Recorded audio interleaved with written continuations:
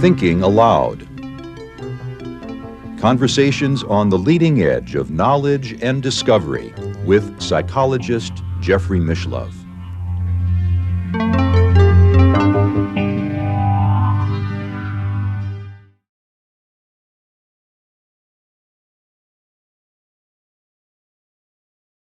Hello and welcome. I'm Jeffrey Mishlove. Today we are going to look at cultivating psychokinesis from a unique perspective because we'll be exploring the research that I did with a talented psychokinetic subject named Ted Owens, as reported in my book, The PK Man.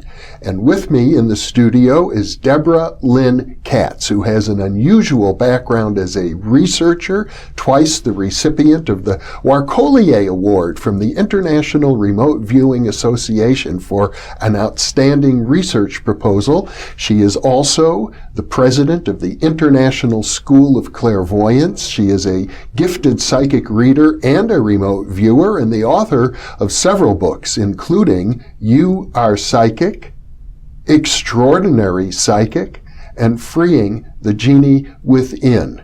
Welcome, Debra. Thank you, Jeff. Great to be here. It's good to be with you. And one of the reasons that we set up this interview together is because you've taken a particular interest in the PK Man and the training of the PK Man.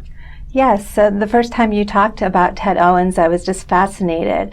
It seemed like such an incredible documented case, and you did such a fantastic job writing the whole book and really showing that this wasn't just about taking a person who had these experiences and believing him, but you really approached this from a very intensive research perspective. What was that like for you? Well, I worked with Ted for 10 years, from 1976 until his death in 1987. I started that work as a graduate student myself. I was in my late 20s at the time, and when the work began, and I was very eager and energetic. I first heard about him when I visited Stanford Research Institute. Hal Puthoff and Russell Targ had invited me there to learn remote viewing. As a matter of fact, I did a remote viewing session with them in February of 1976, and at the same time they had this big file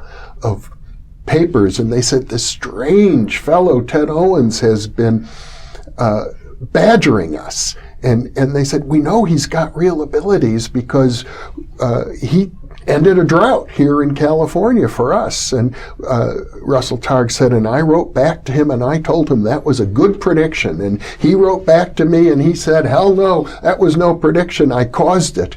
And then they said, but you know, we're getting into so much controversy with our research with Uri Geller, which had been published in Science or Nature magazine at the time. They were getting a lot of publicity. They said, we can't afford to have another controversial psychic associated with us, so would you mind taking this case on? And they gave me all of their files and sort of dumped it in my lap as a way of getting it out of theirs.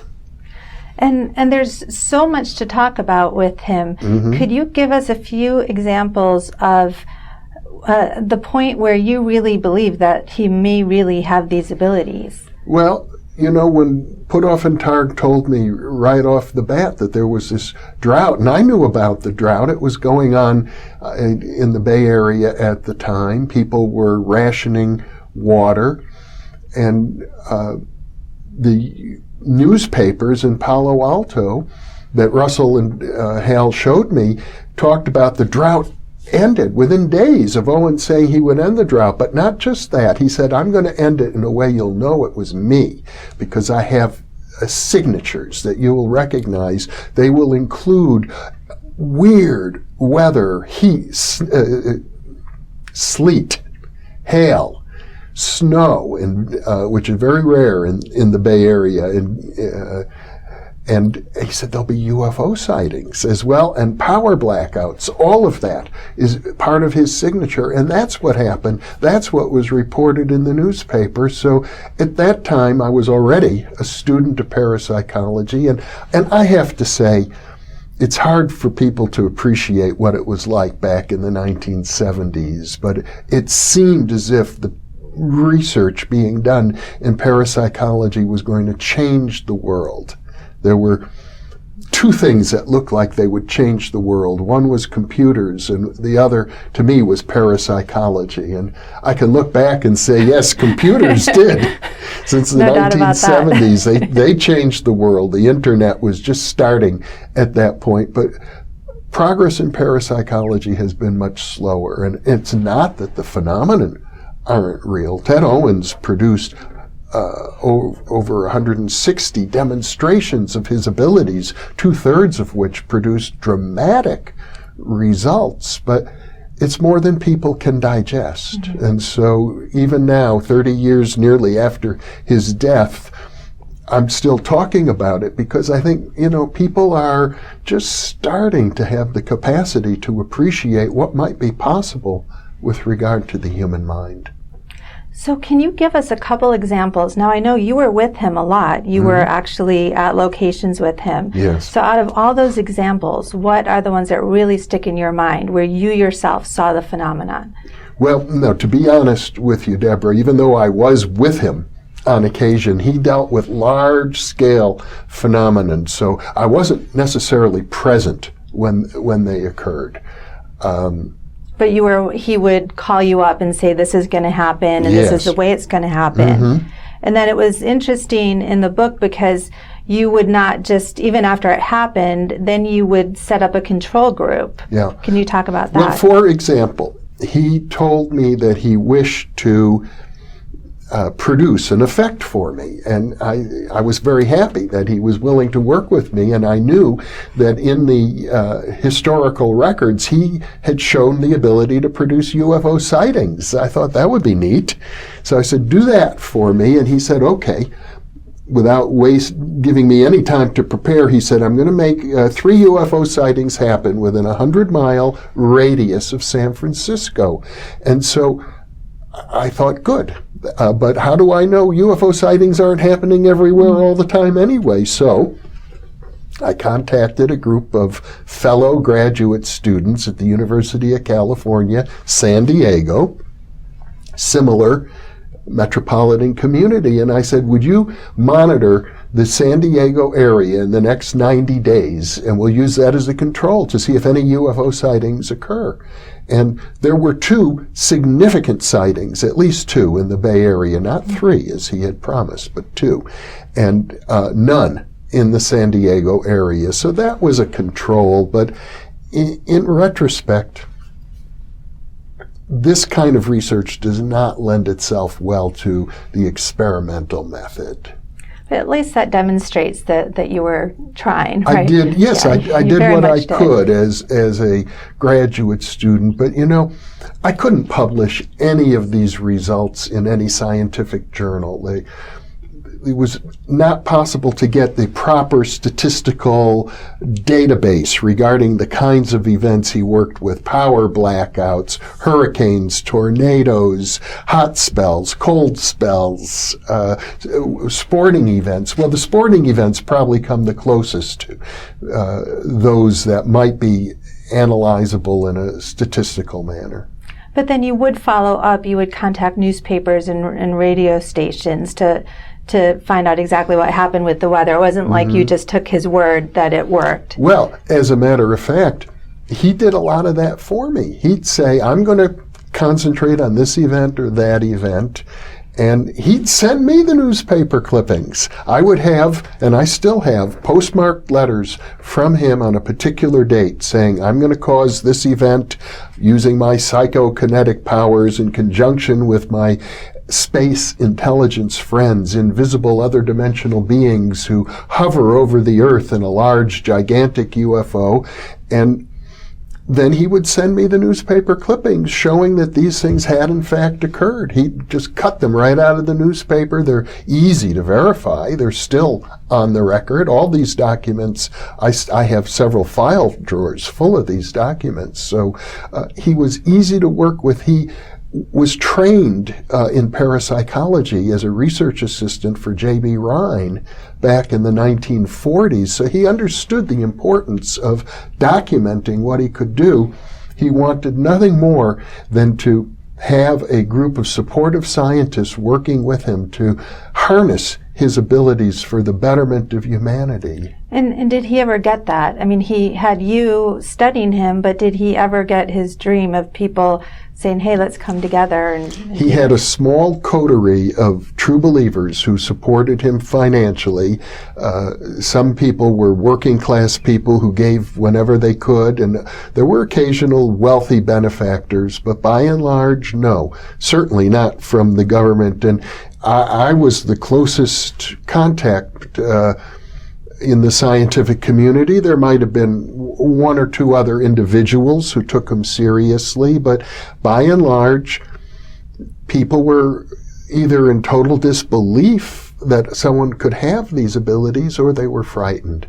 I once organized a gathering of scientists to look at the data, and I arranged for the famous UFO researcher J. Allen Hynek to come to that event. And he got there and he said, I wouldn't touch Ted Owens with a 10-foot pole, even though he had shown an ability to produce UFO sightings. He said, whatever he's doing, it's a product of the unconscious mind. He's a loose cannon and I want nothing to do with him. And that was a friendly response. And as far as being a loose cannon, could you talk about that? Would you agree with that assessment? He was a very difficult personality to deal with, but I think anybody who put themselves out the way he did, who said, I can do this, watch me. You know, if you don't believe me, just watch. And he would do it, but people got angry at him and they said, you're a phony, or you're doing the work of the devil. In fact, he was a healer back in the 1950s, using hypnosis for healing, and the American Medical Association tried to put him out of business. It was a big blow to him personally, and there were many letters of testimony as to how people were healed. But after the AMA shut him down, I think he developed a bitterness inside and a desire to teach people lessons when they treated him rudely. I think the one lesson I've learned from all of that is to treat everybody with respect, because you never know who might have psychokinetic abilities. And I once heard you talk about an incident where he got upset with you and you felt that he may have had an impact.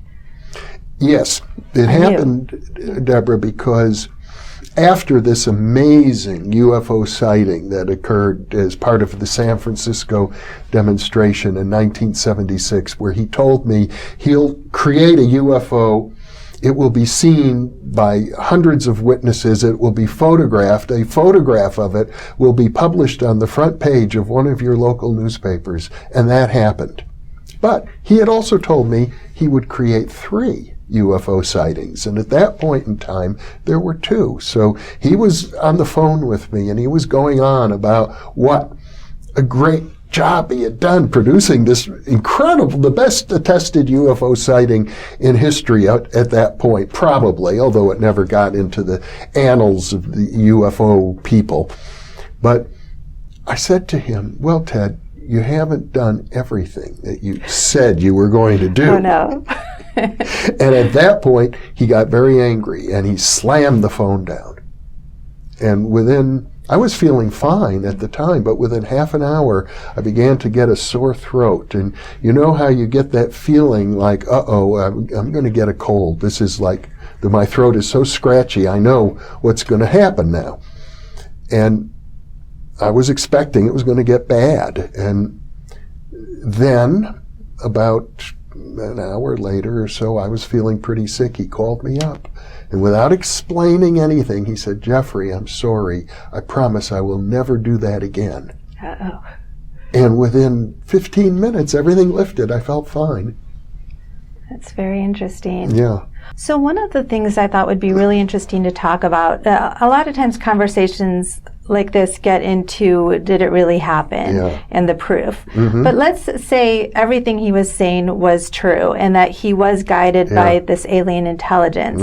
Can you tell us, because he's no longer here, so you're the voice for him now, what were these alien beings like? Can you give us a physical description? Well, he described them as, if you were to see them physically, as being like giant grasshoppers, and they made high-pitched, squeaky sounds, and he called them tweeter and twitter.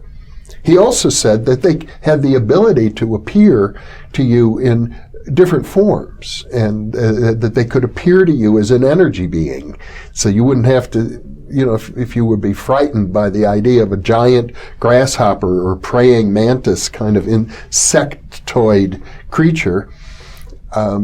That's what he said they were like. And he said they sat in their big, giant, invisible UFO above the earth, and they had a big, TV screen that they looked at, and he would project mental images to them, and they'd see it on that big screen, and then they could, create whatever effect he asked them to produce. He said that they had been watching him his whole life, that as a child he had shown a lot of psychic potential, including levitations, but that they arranged to abduct him and operate on his brain and give him extraordinary powers so that they could do some research and see how the human race would respond to a person like him. So he would project a mental image out to them, showing them what he wanted to have happen, and then how would they communicate back to him? Well, he claimed that during his life he held many different professions. He was a jazz drummer, he was a high-speed typist, he was hired as a idea man via railroad, he was a shorthand expert, he was a bullwhip artist in a nightclub act, and he claimed that they guided him to have all these different professions so that his mind would be flexible enough to be able to communicate with them telepathically. I can't say much more than that, but what I would like to do, since you have taken an interest, Debra, in the training program and have actually listened to some of his tapes that are available to people from the training that I took with him in 1986, maybe you have some feeling for it. Well, I've been listening to those tapes, and I find I fall asleep pretty much as soon as he says you're going to go into a deep sleep, I go into a deep sleep. But what I can say is for the first couple ones, as soon as the tape started, I started to have imagery, just bombarded by images, which doesn't tend to happen to that extent when I listen to a lot of audio programs. And the images were very unusual. I'd say they would have been disturbing. They didn't totally surprise me given that I had read the book, but they're just images like there was an angry dog that had its back to me, and then he turned his head and just kind of looked at me in an arrogant way and then kept going. And there was another beings that looked like strange animals, like half turtles, half eagles, just strange. And the thing that stood out was that there seemed to be some kind of awareness with them. Images don't usually, clairvoyant images are just usually just like watching TV. They're not turning their heads and looking back at you when you watch TV. Some kind of awareness. So there's just a lot of this, and some of it I might consider lower astral type, what you would think of just kind of a whole bunch of garbage type things. But now he had a lot of different phenomenon happening besides for all this. In fact, he claimed that he was being hounded by poltergeist activity around him, and I believe him when he said that, as family members attested to much the same, that there were always strange things going on. I'll even say this. I had at one time a student working with me to organize all the files and papers, and the student had a filing system, and he took all of this home with him to work on it, and he reported back to me that one night he had left everything and he went to bed, and when he got up in the morning, back in his living room where all of this material had been kept, it was scattered all over, like a poltergeist had come and just thrown everything around. So, dealing with psychokinesis, it's like this irrepressible force, and you don't always know what it's going to do. It's often very unpleasant for people who have spontaneous psychokinetic activities going on around them. Very few people are good at controlling it. And then, on top of all of that, you have a strong segment of our population, the fundamentalist Christian community in particular, who would say this is all diabolic. Mm-hmm. It's the work of the devil. And I think that your imagery of the angry dog reminded me of many of images I've seen at temples in Asia of figures that I would call daemonic, not demonic. The meaning is a little different, but it's a powerful psychic force associated with the devas or deities. Not always positive, but not necessarily evil in the Christian sense of satanic. And he would sometimes hear growling noises. Can you talk about some of what he reported, and also was it ever verified? Well, the only verification was from his own family members who were with him at the time. And indeed, they attested that these things were going on, growling noises, like sightings of creatures and so on. It was just part of his world. And did this disturb him at all? Yeah, I think he was bothered by it. I think he didn't always get enough sleep at night. I think, I don't encourage people to cultivate psychokinesis in general. I think it may be a little bit more than most people can handle. I know in your case, I thought given your background as a student of lifelong student of psychic functioning, and a person who seemed to have I would say maybe a spiritual or a soul calling to explore this, it felt okay. But you're one of the rare people whom I've ever thought ought to look into cultivating psychokinesis. Yeah, and it's a shame I haven't been able to stay awake for any of his tapes, so maybe, I know you've listened to them several times. Can you tell us, what is the core of the training? Can you give us a couple techniques that he gave you? The training is all, I have to say, very positive. It involves a lot of positive affirmations. It involves many visualizations of being in communion with nature, being in communion with the deity, having sacred spaces one can go into to communicate with nature and with a divine being. It involved working out kinks and wrinkles in your own personality and being able to see the world clearly and without having any cloudiness in your understanding of things.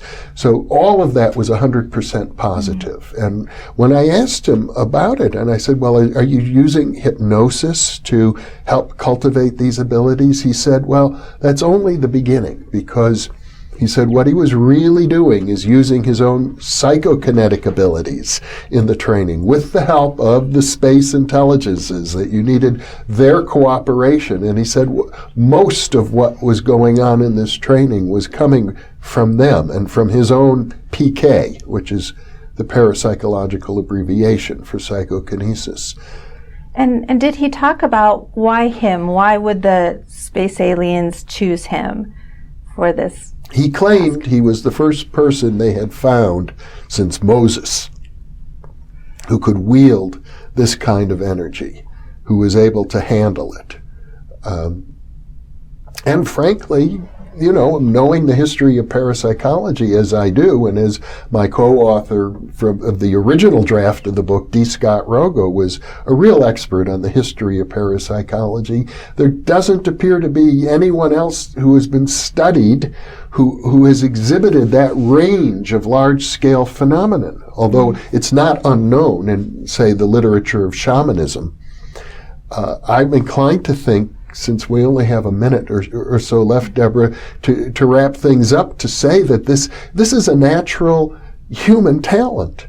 This is something that someday in the distant future, many people will probably be able to cultivate and express, and that we can integrate this deep mysterious talent into our technological society. I think eventually that will happen. Well, and for all we know, since I really believe that our psychic abilities are happening to us all the time without our awareness, it's very possible that the same things he was doing was happening as we're already doing this, just subconsciously. J.B. Rhine used to point out that every time we, of our own volition, do something like, I can raise my hand, that's psychokinesis. That's mind over matter right there. That to be able to do that outside of the body is, the next level, but it's only a step beyond what we all do all the time anyway. Yeah, and Ted, the one thing that strikes me when I listen to him is that he seemed to have such a sense of confidence. Was he always that confident about what he was doing? Well, I'm told in the shamanistic literature that sense of confidence is necessary, that you have to totally believe, really, really believe that you can do it. And that's what makes it happen. Well, our time is up, Debra, but thank you so much for being willing to share this half hour with me on this most unusual and I think important topic. Yes, and I hope people will go out and read the PK Man. It definitely deserves to be read from front, cover to cover. Thanks, Debra. And thank you for being with us.